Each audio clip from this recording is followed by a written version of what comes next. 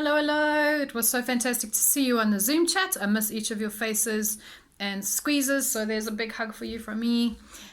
Okay, so in regard to orchestra, I asked you two questions. I asked you, what is an orchestra? And I asked the children, mom and children, what is a composer? Okay, so let's take those things a little bit further at home this week. Go look up some composers, especially the ones we discussed, Beethoven, Mozart, and Dvorak. Very interesting name, hey, for that. That's a little bit difficult. But anyway, I have sent mommy 3 songs, or moms, I've sent you 3 songs.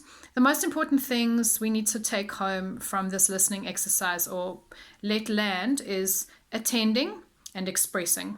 So these composers are expressing their hearts to us and their techniques. We are going to attend by listening calmly in a dark place if you like it, in a candlelit place, but wherever it is, calm. You need to be comfortable on a couch or in front of your coloring or your papers to draw, and you can express, do some art while you are listening. So you're also going to be expressing if you would like to.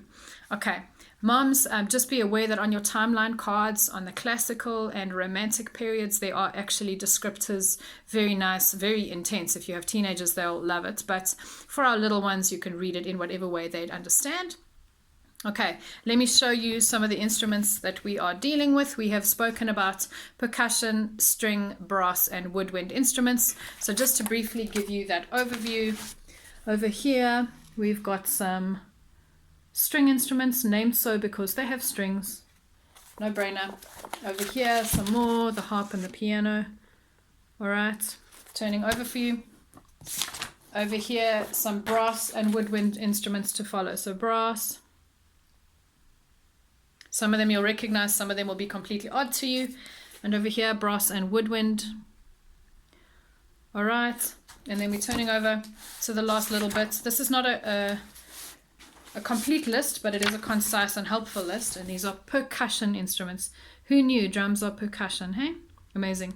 If you, like our family, are very musical, you maybe have heard of any of the things that you find in this foundation's guide around music, but for most of us, it's not really a common space that we've moved into. I can't play any instruments. I sing, but my husband plays, my mom plays, my dad played, my uncles and aunts, all of them, my brother, but I just have no desire to pick up an instrument, which is okay. It doesn't mean you're not musical if you can't play something, but it does help to understand it. Okay, let me just see if there's anything I missed.